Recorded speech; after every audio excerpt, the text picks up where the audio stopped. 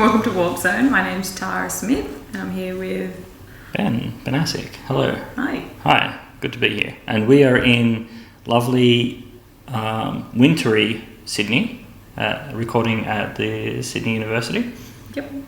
In the John Woolley building. Do you even know who John Woolley was? No.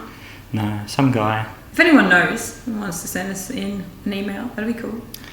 We take emails. I don't know, we haven't spoken about it. I guess you can tweet me. Yeah, tweet Ben. I need to get a Twitter account, but I haven't got one yet. But I aim to get a Twitter account. I don't know what Twitter handle to have. Twitter handle. Apparently the June scholar's already taken. I met her already. Oh. Yeah, which could have been me. What about the June _ scholar? I guess I could do that. I don't know if I want to be known in Twitter just for June. A bit of background. So basically I'm doing my PhD in the field of science fiction and I'm in the Department of Religion, which is a little bit odd, but I'm making it work. And I'm in my second year and I'm hoping to submit the year after next. And oh, we're talking about that. That's made me nervous. Yes, I'm in, I guess, my second year, but I've gone now part-time. I'm also in the Studies of Religion department, and my thesis topic is in relation to 3rd century apophatic theology and philosophy, and examining the play types of certain video gamers. Yeah, and don't be freaked out if you don't know what any of those words mean. I don't fully know what any of them are. Do you want to do like the dumbed down version?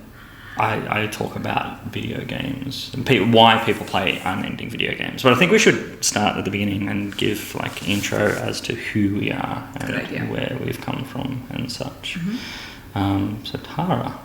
Okay, yeah. Who are you? I am... Ooh, I'm getting a bit philosophical already. No. Who am I? I don't know. So yeah, I'm 27. I was born in Lismore in a teepee. Got a bit of a hippie family background. An actual teepee? Well, I was, and then I started coming out breech, so Mum had to take me to the hospital. But she'd set up... Coming out of breech of the teepee, or... out of the womb. Okay. Yeah. So basically, she set it all up, like a birthing teepee in like the hills around Byron Bay, and then it just didn't really go to plan, so we had to go to hospital. Yeah, I know, you think surprising, right? Yeah. So basically, I went to school in Ballina, which is right near Byron Bay, and then I moved to Sydney to do my studies. I enrolled to do vet science, didn't work out, did 2 years of that, found a partner, that was a bonus, so it wasn't all waste of time, and then starting my PhD, which is really fun. Actually, it's not fun. I completely made that up. It's really hard. It's not fun. It's terrible. It's like every day it's hard to get out of it. No, I'm kidding. Because I'm doing science fiction, so at least the benefit of that is that whenever I'm reading, my partner's like, "Shouldn't you be studying?" I'm like, "Well, I am," because this is study. That's actually quite fun. So yeah, I'm not just looking at science fiction. I'm looking at science fiction and how it can be used to kind of make the world a better place, which, if it sounds kind of naive, I guess it is a little bit, but I'm very passionate about it. I love reading, and I thought if I'm going to spend 3.5 years doing something, it may be something I really enjoyed. So the PhD is kind of broken out into 3 sections. I'm doing some interviews and surveys with writers about why they write and what kind of compels them to write science fiction. And then I'm also doing like a curriculum based on what I would think is like an ideal curriculum for university students that would help kind of open up their minds and change. Because I think science fiction allows us, it's almost like a thought experiment, or it allows us to understand tricky ideas of technology or philosophy or the world in a way that's in a story form. It's myth making, but in a kind of different way, and that's why I think it's really useful, especially in today's society. So that's kind of what I'm doing. I also love writing about conspiracy theories, so if you've got any good ones, feel free to talk to me about them. I just love conspiracy theories. I'm a David Icke specialist. I'm not necessarily a fan, but I like his kind of wacky ideas. I kind of get a bit excited about that. What's the longest David Icke video you've sat through? 8 hours. Yeah, that's a fan. It's a really long time. That's a long time. It's a long time. A lot of David Icke. It's a lot of lizard people. So basically, I write a bit about David Icke. I like writing about new religious movements. I am looking at religion and science fiction as well as part of my PhD, so it's not completely like random. But yeah, my background is majoring in religious studies, and I've always liked the kind of new religious movements and the kind of weird and the wacky. Other than that, in my spare time, I have a cat named Thomas. I'm Allie, the alley cat. You have to say his full name every time you address him. Yeah. A very handsome stray cat.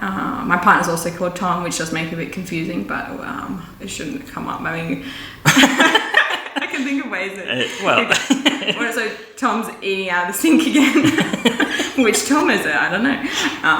But yeah, basically... We're hoping this podcast will just be a bit of fun and get to talk about ideas. I try and get more confident with telling people what I'm doing because I'm just trying to learn how to do that better. And that's enough about me. Ben. Okay. I had a significantly different upbringing. So I'm the oldest of 5 children. So my mother, Greek background, my father, Polish. So immigrant family living in rural New South Wales. So we were the Wog family. The Wog Boy, that movie was basically my life. I'd go to school and have my little blanket and lots of foods that people can't pronounce, which was always fun. And then I got interested in the afterlife very early on. My dad tells a story how when I was 8 or 9 or something, actually, no, it would have been younger. We were driving through Rookwood Cemetery, and they've got the signposts saying, different religions and such. And I asked him, when you go to heaven, is that what happens? Like, is there segregation in heaven? Not in those words, but I was just interested in how burial practices were affecting people. And then half of my family is Orthodox, half of my family was Catholic, so it's this real strange mishmash of religion and culture. And then I sort of took a long way to get to academia. So I'm 36, I think. Yes. Yeah, 36.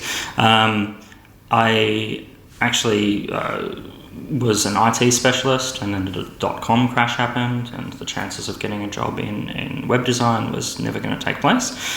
So I went through a series of different jobs, moved back to my home area, decided to run for council. I was a deputy mayor and a mayor, so an elected councillor for 8 years.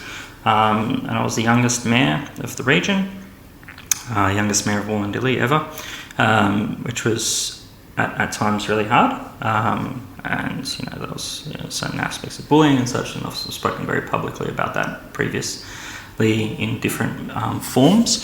And then I started to put my mind to academia with my wife Jodie encouraging me to do so.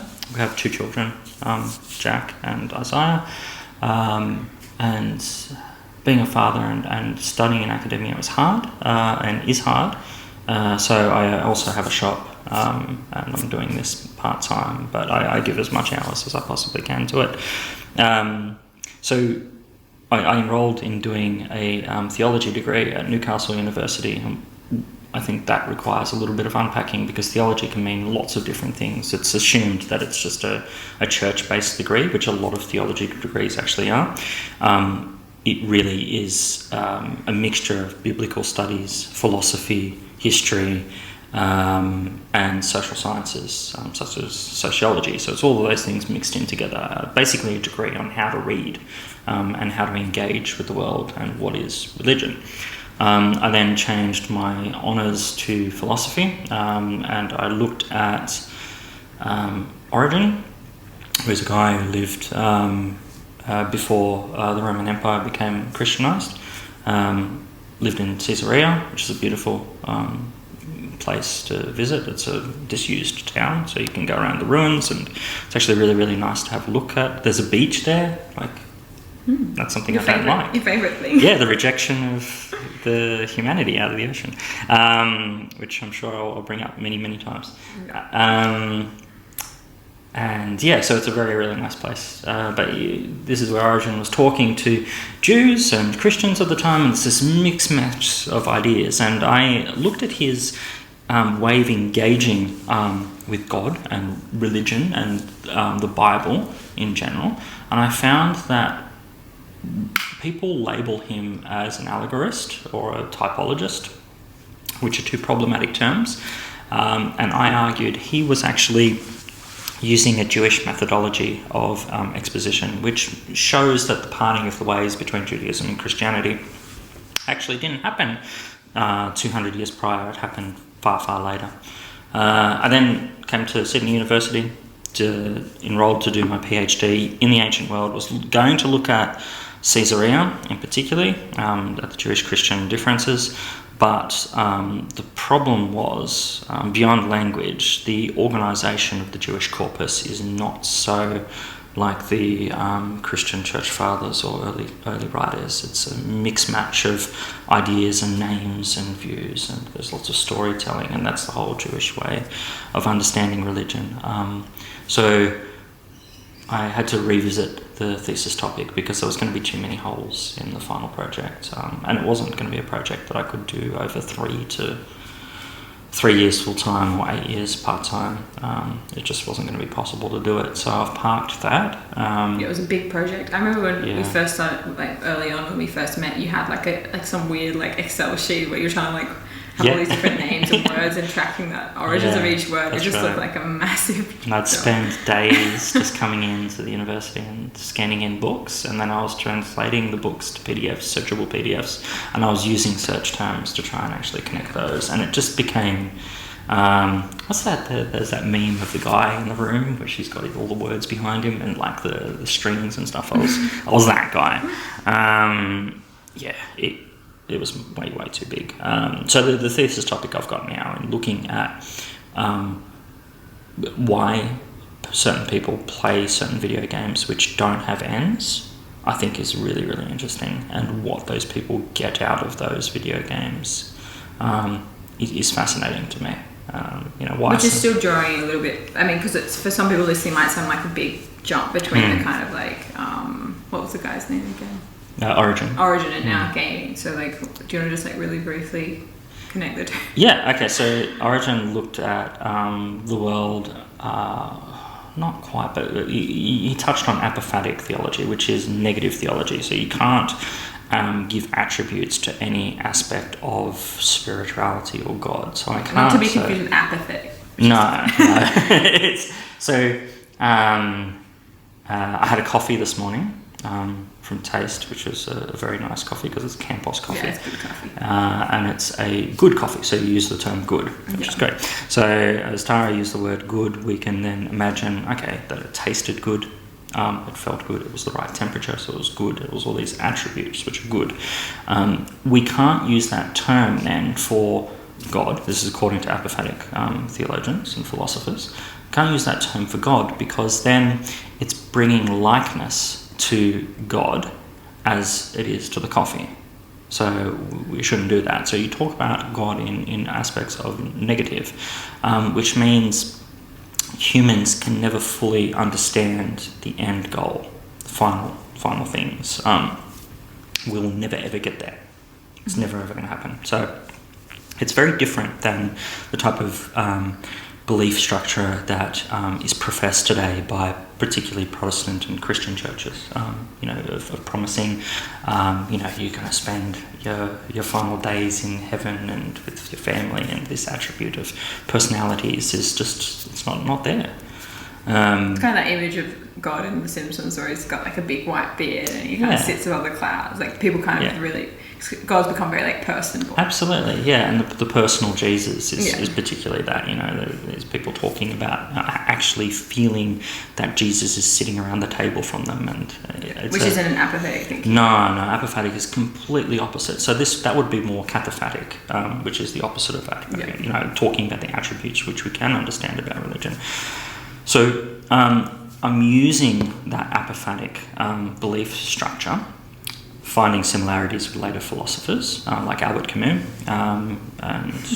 He loves Camus. You're going to hear Camus a lot. I do love Camus. Camus is Bae. Camus is going to come back. Camus is Bae. Camus is the best looking philosopher.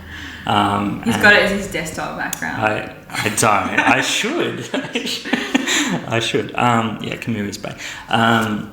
So I track that train of thought, and then I look at people that play video games that are of a particular type, and it doesn't need to be a particular genre, but you know, the guy that sat down to play Nebula, which is basically Snake, and he's playing it for 30 hours at the arcade machine. That's fascinating to me. Like, why is he still doing that? Why does he do that? Where does he go to the bathroom? There's so many practical questions I want to know. Yeah. How does he not go to the toilet for like 30 hours? Yeah, you get up lives and you can leave that game. But there are other games where there's forums of how to entice your friends to help you along that journey. Oh, gross. Using buckets and stuff. It's it's not great. Whatever it takes, right? Whatever it takes, whatever it takes to get to the end goal, but you'll never get there. And that's the thing. So you're wondering why people do it, because it's obviously not for money. It's, for minimal fame, you get to be like uploaded on that like very in circle kind of gaming. Twin Galaxies or something. But it's like, it's not like normally people, you describe it to someone and someone would go, there's no way like I would do that. No, that's right. Yeah, but they seem to get almost in this flow state. The individuals, and then the way that they then engage with it constantly is almost this meditative process, and what they're getting out of it, I believe, is can only be explained through a religious experience, and that's the conclusion which I am working towards, and certainly what is evident with the the feedback that I'm getting from surveys and such. That's similar. Yeah, a lot of surveys that Benn had to painstakingly put out. I'm up to like it's over 1,000 surveys actually have been responded. But you had more gamers respond than religious people, right? Yeah. So I've had roughly 300 people that are from certain religions answering the same question that I'm asking gamers. So stay tuned for an update on how those results go. There'll be lots of complaining, no doubt. So that's my thesis. Now, beyond our two projects, we teach. We do. Ben's got a bit more experience there. He's sort of been shooting a bit more. I'm just sort of starting out, but I really enjoy it. I like working with like younger people, and I feel like teaching university is such a privilege because people aren't like as disengaged as high school students. So when people say like, "Well, would you teach high school or primary theoretically?" School? But they've chosen that unit, right? Yes. Yeah. People don't choose a religious studies unit to like necessarily get a job. So I feel like people who pick it are kind of engaged. I mean, there are jobs out there, but you know what I mean? So I think it's really fun to teach, and also I like to really focus on what the student wants to learn and for them finding out for themselves. And because, lecturing, they're already being lectured at, I feel like a tute shouldn't be a repeat of the lecture. It should be really just facilitating that. So I really like it. And I'm teaching again this semester, and Ben's got a couple of classes, different universities too. I do, yes. So I lecture at Newcastle University, and I tute at ACU and here at Sydney as well. 3 different courses. Very different. It's very strange actually going to 3 different universities and dealing with the bureaucracy of 3. And the admin. And getting passes. We were just there today actually. We're getting keys. We had to wait. Because we lost our office, which was such a nice office. It's an okay office. Well, it had a little garden. Not many people. We never used the garden. That's true, we never went out in the garden, but we could. It was like having the option, right? Yeah, we lost the option. Yeah, we were in an office, but now we are in a shared tutor space, which means that we will probably record here, and we will probably get interrupted at some point. Yeah. But that's okay. Yep. So I think we will talk a bit about politics and religion. Yes. Because Ben, having been a mayor, knows a little bit about politics, or quite a lot about politics. He's actually interested in it too, and I'm still kind of learning, but I'm interested in it as well. You've got a personal reason for being my mum's interested. a politician for the Greens. She's the MP for Ballina, and she's just been re-elected for a second term, which is awesome. Which is good. And I went out and handed out how to vote cards with her, which was a very different experience. Yeah. People take it very seriously. Though I heard it went successful. Someone came up to her, I think a gentleman from the Nationals, and said that he saw me handing out how to vote cards, and he thought it was very persuasive. That's nice. Which is nice for him. It's funny how the personal attribute of having the MP or the councillor or the mayor, whoever it is, right there, and then the family of that person, it does bring a lot to it. I don't think it's needed to be on the placards or the the call flip signs like some people do. I generally like that, but I'm going to get a t-shirt next time. It's going to be that, vote for my mum, big picture of my mum's face. You see, Bill Shorten did that. He was he was the leader of the Labor Party until he lost the most recent election. But he did a bet or something, and then he was running around with a red shirt saying, vote one, Chloe's husband. Oh, really? And he is Chloe's husband. Cute. Which was a very funny thing. Very daggy thing to do. But I think that personal aspect of humanising. And Bill needs that, particularly, right? Because he's kind of critiqued a lot for not being very personable and lacking kind of charisma. Totally. Actually, there's a documentary on the election, which is on Sky, which is very annoying to watch, but it's sort of like The Killing Season, that follow-on from the ABC. That was the Rudd Gillard, and then the Abbott Turnbull, difference of opinions and changing of leaderships. There's a most recent one about getting rid of Turnbull, and then Morrison taking his place, and how the success of Morrison really is. Lots of people in Australia mock him for it, being the daggy dad. Yeah, that's actually what he's like. Like this, what you see is what you get. Do you think that's Morrison. why he's popular? Because he's got that kind of personable aspect of. With the whole thong sandal debacle and all that sort of stuff. And you look at leadership around the world, and this is what I think we're moving in towards. So look at Boris Johnson in the old London mayor, who goes on rambles sometimes, and he makes mistakes, but you see that's what he is. He's actually like that. But then why is Trump popular when he's such a non-family kind of guy? I don't think you need to be a family person. I think it's about being real. And This people, doesn't seem like Trump at all. but he's not. I don't think that he's intelligent, and I don't think he tries to be intelligent, but he tries, and that's what people find endearing about him. You take your mindset into being that American working class person and being promised that end. Which is so funny because he was never really working class, right? No. He went to a really rich family, but he can sell it. He can sell it to absolutely can sell it. Yeah, so it's a different thing. So I think, to bring it back, being up there with your mum, and coming from my own perspective, having a family in politics previously, it makes a difference, and it's an interesting experience. Yeah, it was fun. So we'll talk a bit about politics. We'll talk a little bit about religion. Yes. I think I'm going to say straight out, I'm an atheist myself, but I don't let it impact my research, and I try and keep an open mind. But I wouldn't just describe myself as particularly spiritual, although I dabble. I have incense. I have a few. Incense. I have a Krishna statue at home. That's the mechanism of judgment of whether you're religious or not, is it? It's an interesting thing that happens with the census. It comes to your household, and what do you? That's census with a C, not like census as in like SC and SCS.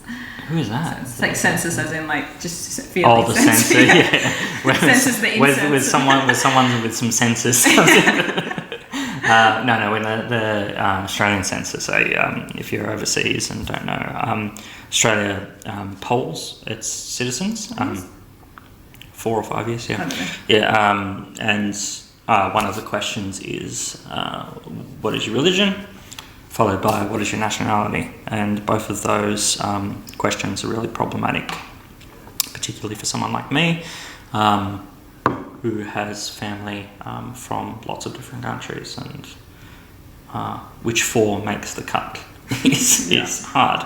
And then for the religious perspective, there's only one answer you can give. You can't give 2 or more, which is an interesting thing. For my personal belief, there's too many caveats with it. But I certainly give us the short version. I wouldn't say that I would be a personification of a. I don't believe in a personification of a personal aspect of God. So I guess you'd say apathetic, but I don't know. So it's like God could exist, but you don't know what he's like. Yeah, it's like extreme agnosticism. Yeah, almost extreme agnosticism. But in saying that, I'm very culturally Greek Orthodox. I do the Greek Easter thing and do Christmas with my I've had Vasilopita. I've been there. I made a vegan Vasilopita. I converted my family's old recipe of sureki bread, which... I'm vegan. That's probably something else that's going to come out. So I'm an atheist. I'm vegan. I feel like we're doing confessions. Like Born in a tent. But I'm not an asshole about any of that. I try not to be an asshole about being vegan. But so don't message me about being vegan. I don't know anyone's listening. Don't at me. Don't at me, bro. I don't care. There's nothing you could say that would change my mind. I've been vegan about 4 years. I've been vegetarian my whole life. It ain't gonna change. But Ben's been very nice making Greek food vegan for me. For some dishes isn't that hard because there's quite a few like Greek stuff. And it is because of the if you're going to do the full fasting calendar for Greek Orthodox, it is expected you don't have milk products. Animal products or even oil on a lot of the days. Which I'm already there. Like you're there, So you can just do. And I don't eat certain products as well. So I don't eat pork, for example. Because whilst you're also Greek Orthodox, you're also Jewish as well. So I have a Jewish background and then that's got caveats as well, because what does Judaism actually mean? Is it belief? Is it cultural? Is it from the mother's side or is it the father's side? And it's all of these different things which come into play. I guess it's up to you personally. What do you identify as? Not according to some rabbis. This is the fun things that we can discuss later too. I mean, like all these categories pretty much mean nothing. I mean, even vegan, like I'm not religious, but I eat honey. People are like, oh, it's not vegan. So like, it's similar, but not that similar. But anyway, that all these labels it's are an animal product. Yes. Yeah, exactly. So technically, I shouldn't be eating honey, but my partner and I, we keep our own bees, and I don't think it's cruel or unethical, so I still eat honey. So I think this is interesting. I posed this question to you about a while ago. And I got an answer. No. It wasn't the insect thing. It was the chicken. So I like giving Tara hypotheticals sometimes. Okay, so I live in a rural sort of setting. I've got a very small house, but at the back of my house is an Aboriginal land, and it then goes to Thelmy Lakes. And in the Thelmy Lakes, there are native birds and such. And so I said, what if a chicken-like creature, so a bird, jumps into my backyard, so a bush turkey or something like that. And the bush turkey then lays eggs, and it's laying lots and lots of eggs, and the eggs are not fertilized because they're only female chickens because they're escaping the male patriarchy. It's a very large. This is Get to the. They're feminist chickens, and they've decided to come in my backyard and lay eggs as a gift. Feed. Yeah, well, I assume so. Yeah. What do I do? Can I eat it as a vegan? Some vegans do eat backyard chicken eggs, their own chickens that they know are well looked after. And if those chickens are rescue chickens, so not chickens that you've bought from a hatchery, because that's adding money to the industry. I personally don't see anything wrong with it, but I don't have my own chickens and I don't eat egg much anyway. It's not something I miss, to be perfectly honest with you. Like I think comes up more is cow's milk and things. It's not so much egg. Like egg replacers are pretty good now, and soy milk's pretty good. So I don't really miss it. But personally, I would probably eat those eggs if I wanted to. But a lot of vegans in the community wouldn't, because they just kind of draw the line at no animal products. Yeah. But it's not necessarily what's ethical. It's just what you're just towing the line, basically, which I don't always agree with. But personally, I think it's individual. But the eggs, obviously, cow's milk just couldn't ever become ethical like that because the heifers need to be pregnant. Anyway, we don't really talk about it, but you can look it up, you can Google it. But basically, because the female cows have to be pregnant, I think it's every 6 months, whatever,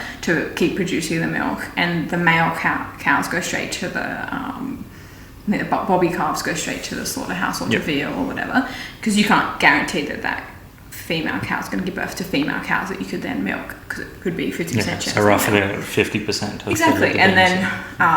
So even if you could decide it was female, like it's those cows, dairy cows, after 6 years or something, 5 years, goes to the slaughterhouse anyway. And even in Australia, the conditions for most dairy cows are good, but in America, it's very intensive farming, and those cows their babies get separated as soon as they're born. So anyway, we can talk about that any other time. But I think it depends on you. I feel like being vegan I'm not trying to own the word. If people want to call themselves vegan and eat chicken once a month, I don't really care. Like, it's whatever you want to be. It's like no one owns the word. It's up to you personally, and we all do the best we can when we can. Mm-hmm. Yeah. So let's stretch out the hypothetical again. If I was on a desert island and there was meat to eat, would you eat it?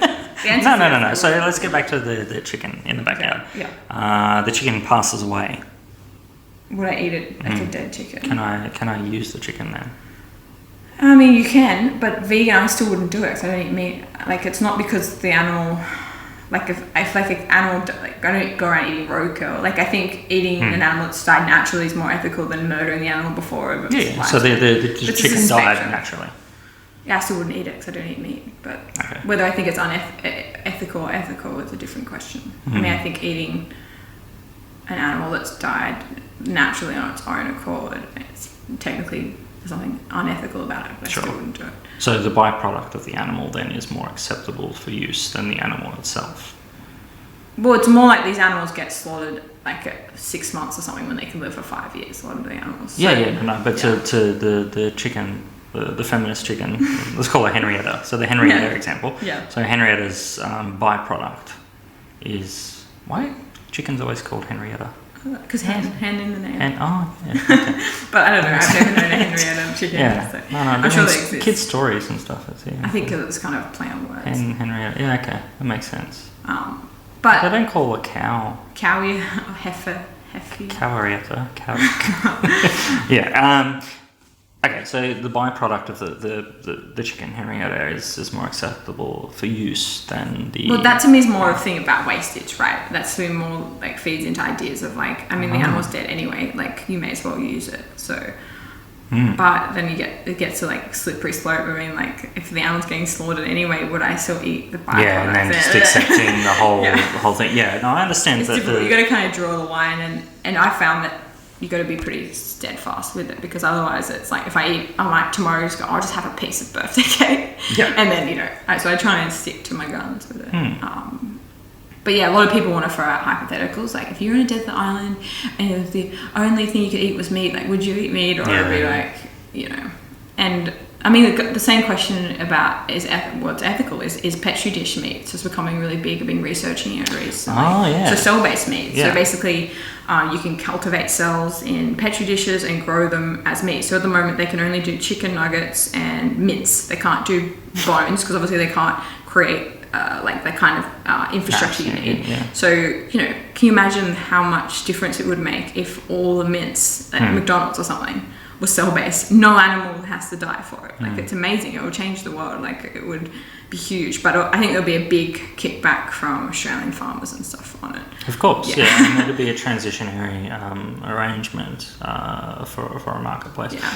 That's interesting. I remember a while ago you told me about there are some forums where vegans debate the look of meat. So we went to... mock meat.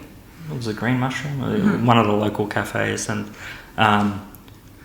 we had a curry, and the lamb was crazy. Yeah, it looks like lamb. Like it's called green mushroom. It's on Glebe Point Road. They do like Indian. I think it was like a Rogan Josh or something. Yeah. But the lamb is like fake lamb is crazy. It's like sinewy. It's like a real meat. Yeah. It always has sinewy, like you can break apart. Yeah. And it looks like it's meat that's being broken. Yeah.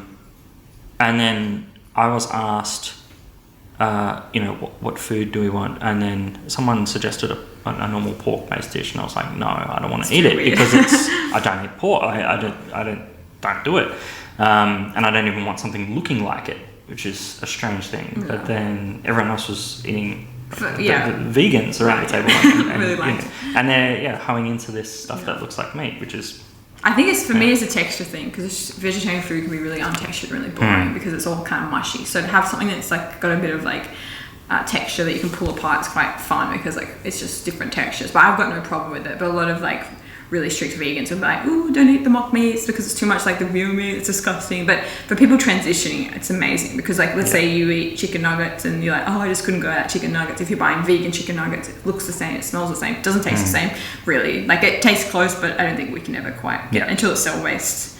whatever. Like, so, you know, I guess for people it really helps with that transitioning. And I don't see any problem with it. I mean, it's not super healthy because it's often processed or gluten. It's like essentially gluten or tofu or, you know, soy based. So it's not as healthy as just eating beans or something, but it's a bit more fun. The cell-based thing is exciting, I think, particularly for people that can't afford. If it became more affordable. Well, already it's down to, I think it was started off being like $100,000 per kilo. Now it's down to like $100. They're making it way more affordable. Wow. And because you're taking out all the emissions, like because at the moment you need the emissions for growing the grain or whatever that you're then feeding the cattle, which also produces methane. You're cutting all that out, so you're really just powering the building that you're growing the lab meat. Like as a meat eater, like what would be the excuse? Like, do you think for meat eaters not to eat it? The only thing would be the process of how to make it and sizing. So for me, the lamb spit that we do, you know, at Easter and Christmas time is a cultural thing. That's going to be hard to replace. I think meat will still be eaten, but it will be like fancy. So you'd be like, I'm going to go out for a steak, and you go out and eat your steak. But if you could just replace all the hamburgers at McDonald's with cell-based meat, it would just be amazing. Yeah, and we don't, like as my family, we don't do that often. So it's a treat. Yeah. My wife's on a journey, which she and she's you know on this weight loss journey, and she's through that at 45 as a gym. She's done really well. She's lost lots and lots of weight, which is really good. And she's making all of these different foods, and we're eating meat less and less now. And now Ben complains all the time because he has to eat like quinoa and things like that. No, I like quinoa. Oh, you like quinoa? Quinoa. You're like embracing the health food. Yeah, no, it's she made the shepherd's pie, and if Jodie ever listens to this, she don't care because I complain about this all the time. She makes this shepherd's pie, and then she told me, I'm going to make shepherd's pie, and I like shepherd's pie. Like I like pies, like just I'm like, this is amazing. She's going to do this, and then puts it in front of me. I'm like, this is so good. And then Isaiah's like eating it straight away, and I bite into it. I'm like, this tastes like mushy and it's white. And then she put cauliflower instead of mashed potato. So there was no mashed potato at all. That makes it a shepherd's pie. Yeah, and there must be something, because I spoke to my brother about this, and I mentioned cauliflower to him, and he's like, nah, it's disgusting. And my mum used to do it all the time when we were kids. So it must be some sort of memory come up from like my childhood that automatic, like this gag reflex of we do not like cauliflower at all. I just couldn't eat it. I just struggled to get through this thing. But people make cauliflower rice as well. No, I can't do it. Can't do it. I can't even. I had to buy it. But do you like cauliflower normally? No. Oh. No. So that's why you didn't like it. Yeah. But she tricked you. She like hit it like a baby. Yeah, it was like a baby. But the whole thing was cauliflower, and she didn't know. So she didn't know that I don't like cauliflower. What? That's never come up before? No, because I've never bought cauliflower into the house to cook or anything. And because I used to do all the cooking from home. One of Ben's old jobs was a caterer. So I'm going to write a book. It's called The 1,000 Jobs of Ben Banasik, and that's one of the jobs. I did do catering. Yeah, we had Hellenic cuisine. Which was a lot of my family recipes. That was fun. Yeah, we're not talking much about science fiction and philosophy. We're just talking about food. Maybe we should add that to the description. Yeah, and food. Yeah, shared love of good coffee. Oh, and cats. We haven't mentioned cats yet. Oh yeah, we have. So I have a cat. I've mentioned Thomas O'Malley. Yeah, and Ben has some of my cats. I have two. Well, yeah. So there's a story behind what happened with my cat. So I had a cat that was blind. Allegedly. So definitely blind. Yeah, probably blind. How they didn't notice? How old was Crumpet? Crumpet was like 3. Sorry. So you didn't notice for 3 years that their cat was blind. But to their credit, 5 years. It was like a slow decline in vision. So it wasn't overnight. But my partner's a vet, and we came over, and he was like looking at Crumpet and was like, your cat's blind. Yeah. For sure. But so Crumpet is named Crumpet because Crumpet goes with jam. And there was a jam. There was a jam cat. So my cat that I had when I was living in the city and then moved back with is Jam, and then I named Crumpet, and then Tara had this idea to go capture all of these kittens. So many kittens. Yeah. 9 kittens. Yeah, and take it to her apartment. They take all of them, and Thomas O'Malley. Yeah, and they shat up the walls. Yeah, so she had Fun 10 cats in... Was it 10? Yeah, 10 was the most I had in one go. Yeah, so 10 cats in a tiny little apartment in one room, and so on every Tuesday we come into uni together, and there was a couple of weeks you're like so stressed, going, I just can't go to 1989 for trivia, I have to get home for the cats. Yeah, well, because they shit a lot. Anyone that has had kittens will know that they just shit so much, and we had like 4 kitty trays in there, and they just would keep shitting. I don't know why I did it. Tom, Tara's partner, talked about how last weekend he came over, a weekend before, he's like, how he cleaned one tray and would go to the next one.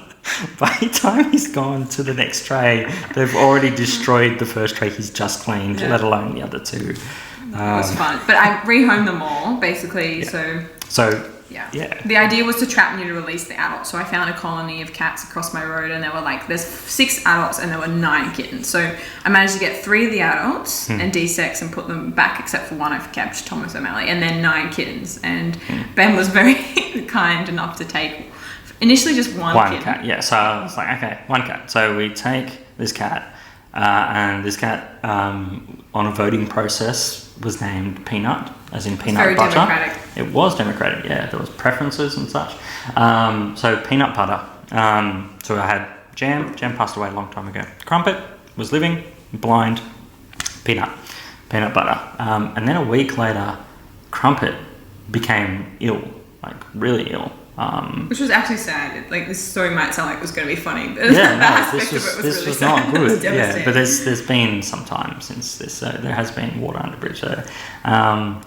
So Crumpet, I took to the vet, and unfortunately he had to be put down because he had severe liver failure, kidney failure. It was irrecoverable basically, and he could not function anymore. As a being, he couldn't eat or do anything. So that wasn't good.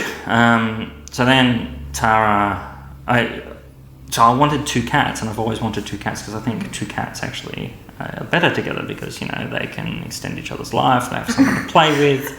And ideally extended, yeah. So then we've got another cat now from Tara, which is Pitta, as in pita bread. So it goes... a spread, something to spread on, is the naming convention of my cats. Tara's ploy obviously was just to get rid of 2 cats. We make a joke that I purposely gave Ben a sick cat, and then maybe stressed Crumpet out enough that he got sick, but allegedly. To get rid of 2 cats. And then as Peter was being drove out to our house, I questioned as to if this cat was going to kill Peanut, and then there'd be another cat. But no, both kittens are fine and healthy and naughty. They're healthy. They're naughty. They're driving Jodie crazy. Yeah, they pull out the kids' toys from their rooms and play with them, which is quite funny. They use the kitty litter a lot. Yeah, the pooers. Can you imagine having another 7? Yeah. They drink a lot of water, these cats, as well. Yeah. Peanut actually drinks water really strange. Does he put his hands up on the water? Yeah, he still does that. Yeah. So this is if you imagine a cat approaching a water bowl, normally they would just bend down and drink out of it. Jam, my first cat, we would hear this ding ding ding ding like this noise. It took me ages to figure out what was going on, and Jam was hitting the side of the bowl to see the ripples on the water to get just close enough to take the water, because Jam did not like water at all. It just was one of these cats. Whereas Peanut, the new kitten, loves water, walks through water bowl, does not care, just steps straight in it, doesn't care at all. He now grabs the side of the bowl, as in puts both paws on top of the bowl and pulls like a giraffe or something, drinking from the water. And pulls the thing towards him. So the water bowl is moving around the laundry where their food. You have to film it and show me. Yeah, it's very strange. The moral of that story is don't try and rehome a whole colony of cats. No. But you've only got 1 now. Yeah, so Thomas O'Malley, he was an adult cat that we were meant to trap, neuter and release, but I couldn't release him, it was just too sweet. He had a big abscess on his neck that had been not treated for obviously if he was owned, they weren't doing a very good job at keeping him. He wasn't microchipped either. And so we cleaned it up, we took it to the vet, we de-sexed him.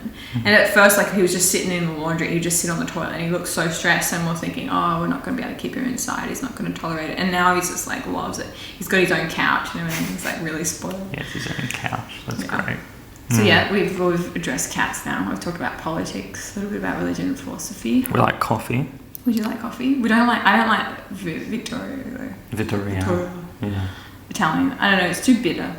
So I think it's a burnt thing though, because it seems to be. Is it the barista, or is it that they burn the milk, or like how does it always taste so bad? Yeah, it always tastes bad. If you've got any theories about it, you can. Yeah, I like Campos. Yeah, we like Campos. I like Toby's Estate. I like whatever weird blend they use it. When they use it, Schenken, I like that. Oh, Schenken blend is good. Yeah. Is it Schenken owned? Do they just call it Schenken? Yeah, I think it is. Yeah, it's a mixture blend. Schenken is a very good cafe. And they used to have the cold drip, but the whirly thing broke. Oh, yeah. Whatever the whirly thing... So if you imagine a cold drip coffee machine and you've got the whirly thing in the middle, they don't even know what the name of it is. But their whirly thing broke. And it's broke months and months ago, and they haven't got a new... Just get a new frippin'... Yeah. Oh, we should talk about what stories we're going to look at later. We should. Yes. Did we write that down? Yes. We did write that down. There's a couple of stories we're going to look at. Yeah. We didn't write down the names of the... Those people. Oh, you've written it. Good job. Okay. Yeah, I wrote. So, in upcoming episodes, we are going to talk about The Axolotl by Giulio Cortazar, was my suggestion. Yeah. Which is a short story about a guy that goes and looks at an axolotl.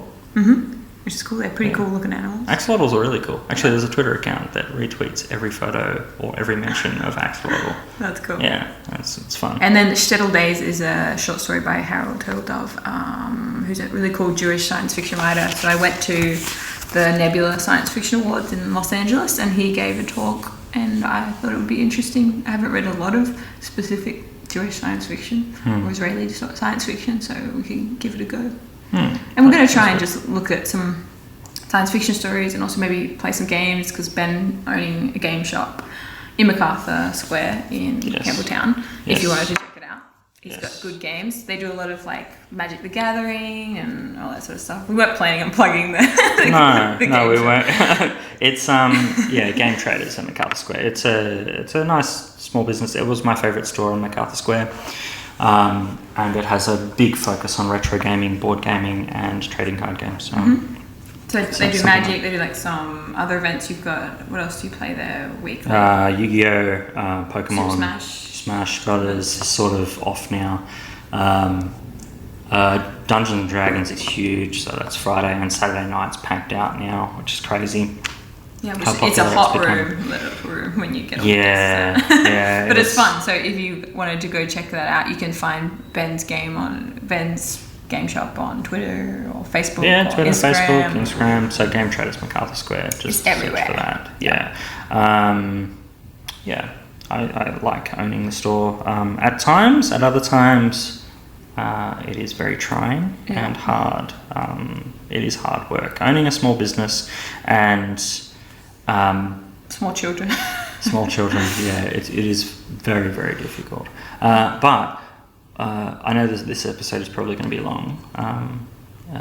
But if we're going to meet weekly, maybe we should talk about your trip in America. Nebula. Yeah, and then I can talk about the arcade competition. Yeah, so I have things. Upcoming events. No, we can talk about the past one.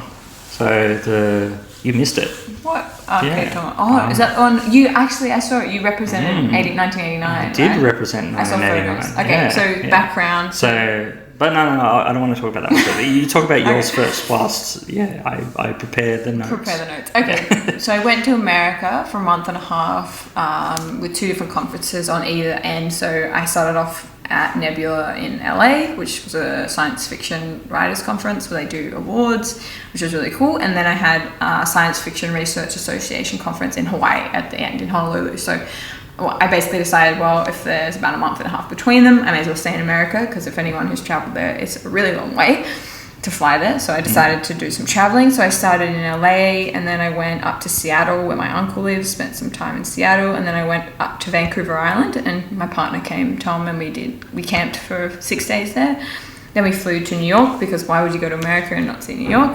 So we're in New York for 5 days, and then we came back. Tom had some bee stuff in Pullman, which is a small little town in Washington State, and then I flew to Hawaii for 10 days, and Tom went home because someone had to come look after our cat, Tom the cat.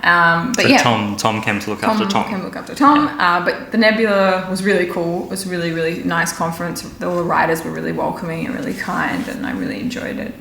Definitely would go back again. I got to do a little panel. So I was meant to be speaking in a panel with some other, like, some pretty, like, well-known writers. I can't for the life of me remember their names now. Yeah, I should. But they were, like, big names. So well known. Yeah, so well known. But anyway, I was sitting with them, and I was meant to be participating in the panel, and then I realized no one had, what do you call this, conveners or whatever. So I just decided to do it because I was like, someone needs to do it. And they all had published and stuff, so I was like, well, that would be me. So I quickly scribbled down some questions and just ran the moment. It was really cool because they're all science fiction writers that were looking at how science fiction impacts like world events and how sort of like real life examples and stuff. Good. And I'll look up their names and I will tell you guys next time. But that was really fun. I actually really liked it. And I gave a talk there as well and gave out surveys. So I got like 40 surveys done, which is actually really awkward. And on hindsight, I would have done what Benn had done, made them online, because carrying out these bits of paper, I'd meet someone and then really unnaturally be like, hello, would you also like to do my survey? And it just like really killed the mood. But people were pretty kind. And then traveled around, and then I went to Science Fiction Research Association conference in Hawaii, which was pretty interesting. It was fun. It was different, but I liked it, and the people were really kind. But it was sort of just a bit different to some of the other conferences I went. It was very like they really like to debate and all that sort of stuff, which was nice. But I kind of got the impression that they were a bit more critical, maybe, of other people's presentations than in other conferences I've been in. But maybe it'll change. I'm trying to get a bit more involved with SFRA and maybe going to Science Fiction Research Association conference and apply for doing they're looking for an assistant editor for video things. So I'm going to apply to do that. Oh, okay. That's good. I just thought it for experience might be good. So yeah. I'm going to send in an application to that. But they're a pretty cool society. But they're very big on kind of looking at new science fiction that deals with really like anti-capitalism and pro-indigenous rights and that sort of stuff, which is pretty interesting as well. But yeah, America was very different. I found it very different to Australia. I've travelled a bit before and I've been to the UK. In the UK I didn't find that different, but America I found quite different. People just would not know what I was talking about. Like I'd go in, I'd be like, oh hi, do you have like this in the shop? And they'd be like, what? And I'm like, do you have this like in the shop? And it's like, what? Like what? Like she could not understand me. And like especially in Seattle, because Seattle like didn't seem like they got a lot of people from other countries. It was pretty like white American, maybe that, and they just like had no idea what I was saying, which was really frustrating because I mean you normally assume in like a predominantly Western speaking country you'd be able to speak English, right? In America you don't expect that, but yeah, it was quite frustrating. And like my mum was calling on room service. So my mum came to Hawaii with me for a few days, and she was like calling. She was like, "Can I have like a bottle of water?" And the same was like, "What?" And she's like, "Water." And she's like, "Oh, water." like this, like is that what we're saying? So, all right. Anyway, but it was fun. I liked America. I got a lot of Ubers. I met a lot of Uber drivers. So it was nice to like see the world through Uber drivers' eyes because in LA there's not a lot of public transport, so you just got to get Uber. You hire a car or you get Uber. Yeah. But it was just nice to see, like, hear how Uber drivers lived because this is so diverse, especially in LA. Like each driver was completely different background, like completely different profession. It might be like Mexican or from South America or all these sorts of things. So it was kind of fun. Sure. Yeah. You mentioned the use, this morning when we were talking, there's lots of poverty that's evident. I noticed that. It was a bit more than I realised. Like I got off on a certain street in Seattle when I was leaving very early at 6 a.m. I had like an 11-hour layover in Seattle. And I got off the bus at like a very big homeless area, which I was a bit scared. I was travelling on my own, had my suitcase, and I was lost. So you don't want to be like with your suitcase, lost, a woman on your own, you don't know where you're going, kind of in somewhere where there's like a lot of homeless people. But and they kind of called out, so I just kept like walking along. But it was pretty terrifying. But I just thought like I hadn't seen anything like this in the other Seattle. I kind of thought that it was very like you know, they didn't have a lot of poverty, and then this whole street was lined with poor people. So it's just, I felt like it was pretty extreme, the divide between rich and poor. And like, you read about it, but to see it was quite different. But I definitely recommend going. It was like a cool place to visit, America in general. Really? Yeah. I know you don't have much of like a desire to go. We spoke about non-offensive things. I don't want an insult, and no, look, America is what America is, and I have views on politics of different countries and the way countries engage with the world. And I guess the European ideal, I have more respect for. And that doesn't mean that I'm anti-Brexit or anything like that, like to bring it into world affairs. It's just that engagement with the other closer for nation states, I think, is useful. Whereas America makes the entire world.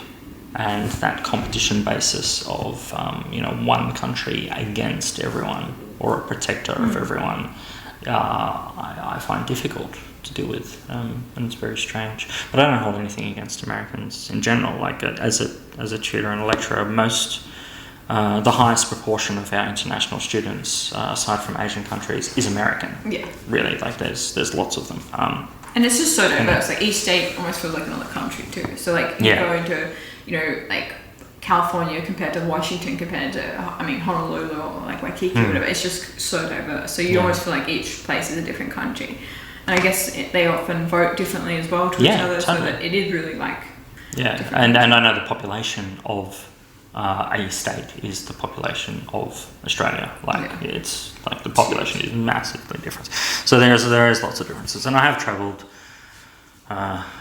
briefly. So I've gone to the UK, I've gone to Israel and Scotland a lot. So I'm not averse to travel. But on my list of places to visit, it's not. America's on high. It is not high. No. But they have a lot of like cool. Like even though they might not pay their professors, because there's a big issue in America with adjunct, I think they call them adjunct. Yes, adjunct, which is the non-paid. Casual.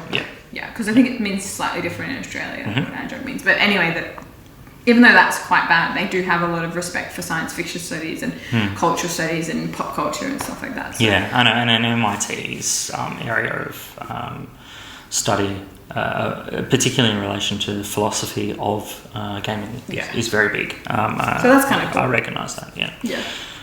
But you've got some cool... So you had a retro gaming event, right? Yes. So it's called Battle of the Arcades. Would you tell them first what 89 is? So 1989 is a bar. It used to be bar and kitchen. It is now just bar in Newtown. And I frequent that place weekly. It's owned by Benn Campbell, who is a guy who comes from... I think he comes from Manchester in the UK, which is near where Arcade Club is in Bury, Manchester. He travelled around and he saw lots of different bars and arcades around the world. I didn't know he was from England. I didn't know he had an accent. Really? No. He's got such an accent. Oh, really? Yeah. I have to hear it talk, But he's got a film background. An interesting thing about Ben, he on the first 2 series of Peppa Pig, he is credited as the editor. Yes. Oh, yeah. Quality program now. It's Peppa Pig. It's very important, popular. I'm going to take a Peppa Pig DVD one time with Isaiah and get him to sign it for Isaiah, because that would be cute. So Ben is a lovely guy, and he bought a Turtles arcade machine, which is Teenage Mutant Hero Turtles, the 4-player arcade machine in the UK, and then decided he needed a home for it. And he decided the home was going to be in a kitchenette restaurant, which is what 1989 was before. Did he own one before, like a different venue? I thought they opened that's what it was. It was like this lunchtime kitchenette thing, because he thought food and arcade would be better to go together, sort of doing what Arcade Club does in Bury. Whereas in Australia, pub scene is quite large. It's generally the socialising no one really socialises around, lunchtime venues. You go there for lunch and then you go. Yeah. No one's hanging around. Yeah, that's true. Whereas if you go to a bar at night, everyone's hanging out at the bar like for a number of hours. So 1989, Newtown. It's filled with arcade games, pinball machines. We joke with the guys from the Game the System podcast, which we should put a link to in the show notes as well. Mm-hmm. So I joke to them that their definition, or Mark's definition in general, of a barcade is you have to have pinball. And I got a pinball machine in my shop first before Benn got one in 1989. So I claim to be New South Wales' first barcade. But I don't sell alcohol in my business. You do sell some American I sell soft drinks, yes. And pepper. yeah, so this is an argument, like, can countries which don't have alcohol, can they have barcades? Yeah. Mark says no. Ben says no. Yeah. And I say yes. Anyway, so we've got friends that go to 1989. We form a trivia group that we do trivia once a month there. And 1989, for now 3 years, has partaken in Battle of the Arcades, and that includes One Up Arcade in Queensland. There's also Game Room Essentials, I think, Netherworld, Queensland, Arcadia, and Pincadia. Those 6 venues all play certain video games each month at one time, month during a year. They then form a team. So I made the qualifiers on June 15, and then the June 16th was the final, and we played lots of games. I'll name them and see if you know any of them. Metal Slug 3. No, I don't know all these retro games. Just say it to the podcast people that might know. Space Invaders? I know Space Invaders. Yeah. So we played that. Ladybug, which is cool. Final Fight. So Final Fight, the guy that played on our team, Evan Weston, he is the world record holder for Street Fighter. He has just got the world record for Final Fight, which is amazing. Pac-Man, Ghosts and Goblins, Blazing Star, which was my game of choice. Time Pilot, Burger Time, and Amador. So, mixture of games. We played okay. You came second? Third. Yeah. Out of how many teams? No, 6. Oh, that's not too bad. Yeah, middle of the road. And there was how many people? 3 of you in the team? Well, there should have been 10. Oh, really? Yeah, but there was only 7, I think, or 6. Yep. 6. Hang on. So we got Matt, who is... Yeah, he has the world record for... You need to tell us each. Anyway, it doesn't matter. Yeah. So there's Matt, Mark, myself, Ben, Evan. John? No, John didn't come. And then there was this other guy who was really good at Metal Slug. Oh, cool. Yeah. So the 6 of us. Yeah. So there was 6. And there's another event coming up, Tetris, right? Yes. Yeah. So. Do you know when that is? We're gonna tell you next time what it is. No, it might be next. Oh, it's soon, isn't it? Yeah, it might be 3 weeks. Hang on, Yeah, so the Australian Tetris World Championship. Well, it's not World Championship. It's the Australian. It's the Aussie Classic Tetris Championship. Is on. I think the qualifiers are on Sunday the 21st. Yeah. And it's not just, it's like old school Tetris too. It is. So don't just, if you're like pro on your phone, don't think you can just come and wing it. Because no, I don't want anyone to come. Yeah, well, what happened last time is Ben came like second, right? I did come second. Because there weren't many good players there. Well, I was the best of the casual players there. But then there were expert players. The way that they picked the... Yeah, so there was a tiering system which was not fair. So... Yeah, you had the expert players knocking each other off on one side of the table, like of the standings, and then the casual players knocking each other off over the other side. So of the casuals, yes, I played best. But when it came to the experts, no, I did not play best. But you've been practicing, right? I had been practicing. For this year? Because I've been playing Tetris Effect, which is really cool. Yeah. And I keep the playing. lights and the sound and stuff are really cool in that game if you haven't beautiful game. played it before. That is a good example of perpetual gaming. Yeah. That's a very good example. Yeah. So we've been playing that. Been playing Tetris 99, which is the battle Tetris on the Switch. Yeah, but have you been playing the one that they're going to test you on? No. No. Been playing Sega Tetris for the Dreamcast. Okay, but the one you need to be playing if you want to practice is which one? Classic Tetris. So classic PAL Tetris. On the NES. On the NES. The original Nintendo Entertainment System, not the NTSC one. Let's say hypothetically I wanted to purchase one of these and I right, yeah. And I do I have the store for you? No.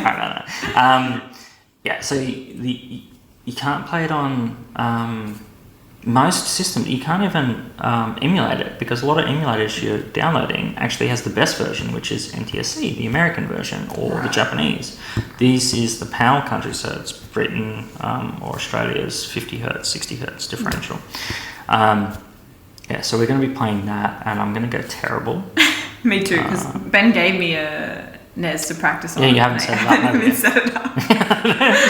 Yeah, so I'll go even worse. But if you wanted to come and check out the details on that, you could just look at, I think... 1989s. They have a Facebook page. Yeah, Facebook. So there'll be the qualifiers on Sunday, and I think then a couple of weeks later they have the next level. No, next day. Oh, it's the next day? It was going to be a week apart, but now they've brought it Saturday and Sunday to encourage people that are travelling from interstate. He's trying to get more people to do it, which is not good for me. So... So I'm currently second. Yeah. So if you want to come and beat Ben, which wouldn't be hard, you should come and check it out. If you're like a closet Tetris pro, this is the championship for This you. is it. Yeah. Yeah. But so then you've got a big retro gaming thing coming up too in Brisbane. That's right. Yeah. There's Kong Off, which is going to be huge, and then there's the Aussie Arcade Masters, which is what I'm training for at the moment. Do you do like a Rocky montage when you're training? I do, yeah. With your fingers closest up of the thumbs as they're going on the bum. I destroy my hands. My hands actually are sore from practicing. Diddums. Yeah. So that's going to be interesting because I suck at Donkey Kong. Oh yeah, it's really hard. I don't know if other people played it. I suck at it too. Basically, I just walk up the ladder and I'm dead. I don't even know what happens, but you're dead like every 3 minutes. No, it's a game that constantly tries to kill you, and I'm bad at it. And you have to do it on I've a never four-way seen anyone stick. good at it. Like I know that if I went online. So this is Billy Mitchell is coming, and Billy Mitchell recently. Why do you say these names like I know who you mean? Like, someone might know. Good old Billy Mitchell, but he's the Donkey Kong pro. He's the guy that got caught cheating. Oh. He's the So, this is serious sports, guys. This isn't like. Do you call it esports? Esports, yeah, or sort of esports. It predates that. R-sports. Retro sports. C sports, classic gaming sports. He was caught. So they did an analysis of his old videos. Did he have drugs in it? No, the video is wrong. Like it's sideways. Like there's lots of things wrong with it. So he was using a version of MAME, which is not allowed. He possibly pieced together the video. So using save states and just getting towards the high score. But just to clarify, you don't get any money or anything for winning these. This guy has been paid a lot of money. From who? He's paid to travel around the world, and he's sponsored. But he must be good at Donkey Kong anyway, right? But just not that good. That's right, yeah. And his record has been beaten anyway. But he's now playing on Twitch, and he's getting high scores again. So he's going to be there. Walter Day is going to be there. Walter Day is the owner originally of Twin Galaxies in Ottumwa, Iowa. Ooh. There's one place I would visit in America. Ottumwa, Iowa. The arcade's no longer there, but just to say that I went to Ottumwa, Iowa. It's a serious business. Yeah. So we'll tune in a couple of weeks or a month. When do you go? August? August, yeah. And we'll do a chat when you get back about how it went. Yeah, it's going I to be think we're going to try and do this weekly on a Tuesday because we're in on a Tuesday and we've probably been talking for long enough. Have we? I don't know. There's no timer. There is no timer. Do we want to do some last remarks? Last remarks, yeah. You don't want to talk about what you've... Do we have like a fun segment that like we like each time we do like each time is the same? No. Like a repeated thing. Alright, no, why don't we do like the last movie? Oh, you don't watch any movies. What about the last... I can talk about the game I've been recently playing. You can talk about a book that you've recently... Okay, alright, you go first because I need... remind myself. Oh, okay. At the moment, I have hooked up my Amiga 500 to a PVM screen, so I've got a CRT hooked up in my garage. So I'm playing like I would have in the nicest. Now, a little bit of background for this. I needed a speaker system for it, right? So I go to JB Hi-Fi and I saw in their catalogue $19 speakers, right? 40 watt speakers, little tiny ones. Great. They would work good. So I looked at them in the shop and there was a row of these speakers, different speakers, right? And I'm like, oh yeah, $19, that's cool. But then the $39 one, you get a subwoofer with it. And the subwoofer is quite large, and they were 100 watt speakers. So I'm like, oh, okay, I might get the $89 ones. And then I saw a big box, and this didn't have a price on it, but it had 2 larger speakers and a massive subwoofer, 400 watt system, which is huge for an old computer system. And I asked about it, and then $150 later, I'm taking this speaker system to my car, and now I've hooked that up in the garage. I'm playing my Amiga 500 at the moment, and I'm playing Cannon Fodder, which is a point-and-click game where you control these little soldiers, and you have to shoot. That's the one we played with on 89 with the explosions and stuff, and you're running along and there's all the tanks and you're like a little... No, that's Metal Slug. That's the most... No, Cannon Fodder is like little tiny graphics, like little... I'm showing, no one's going to see. They're about a centimetre large, so little tiny pixel people, and they're walking around a field and they've got to shoot people. It was controversial at the time of being released in 1993 because it had the poppy on the front of the cover originally, and then they had to put up all these warnings saying that Cannon Fodder is not association with the Royal Guard. Because people thought it was like a promotional video. They thought, it was either taking the piss out of people who died in the war, or because it was the tagline for Cannon Fodder is "War has never been so much fun." Yeah, it's like really offensive at the time. I guess not so much now, but I can imagine. No, but it predated all of the rating system and everything. Right. So this is the era where Night Trap showed these ninja people like getting a scantily clad woman and dragging her away. Like it's not good. Those pixels were pretty sexy pixels. Yeah. So I'm playing Cannon Fodder at the moment, and I'm not very good at it. I remember being good at it, and I think that's rose-coloured glasses. But it's fun to play like this old 90s system. Again. That's cool. What are you reading? I'm reading Galactic Patrol by E. Doc Smith, which is a pretty old school science fiction writer who's writing from... he was born 1890, died 1965. The doc is in... it's just... I think it stands... inverted commas. He's got like a full... his name is Edward Elmer Smith. He was born in Wisconsin. I don't know about the doc. I'll have to research that. But basically, he's very old school. This book is very like spaceship heavy. And so... it's reading a little bit like a boys' book, like lots of explosions and lots of spaceships and aliens. I don't know. I'm still giving it a go. I'm only not even a quarter way in. But this book was given to me by H.G. Wells' great grandson. Oh, this is the book. Yeah, I know about this book. Yeah. So it's pretty exciting. So if anyone doesn't know who H.G. Wells is, he's a pretty cool old school science fiction writer who wrote Time Traveller, War of the Worlds. He's a big writer, and I just happened on the plane to be sitting next to his great grandson, who's also a science fiction writer named James Wells, and we chatted for 6 hours on the way to Hawaii about all things sci-fi. And he was a really nice guy, and we met up a couple of times in Hawaii, and he gave me a book to read. So what does he think about? This is H.G. Wells' grandson. What is great grandson? Great grandson. I think so. Yeah. What does he think about always being in H.G. Wells' shadow? Because he'll never get that famous. I don't know. I sort of asked him, like, did he start writing sci-fi because that's who he was? And like, does his family have a lot of science fiction writers? And I think not many people in his family had gone like the creative avenue, but he's only just written... I think he's written one book and he's writing the other one now, the second edition. Right. I'm not sure. I think he personally just wanted to do it, and I don't think he claims it. Like, he doesn't write on his emails, the great grandson H.G. Wells. I think to be like a bit too Doesn't far. have a business card. No. And he didn't tell me straight up either. Like, we kept talking for a long time before he said it. So I don't think he waves it about as like, it's cred, as sci-fi cred. But he definitely knows a lot about H.G. Wells, which I think you've researched. Yeah, of course. But that's a cool looking book. I like the cover. Yeah, me too. I'll keep giving it a go. I'm still really early on. It's very kind of like Star Trek. Like, they have a big like space league. I think they call it Lensman. The front cover looks like the what's that ship called from Star Wars? I don't know. Don't ask me that. Tom would know.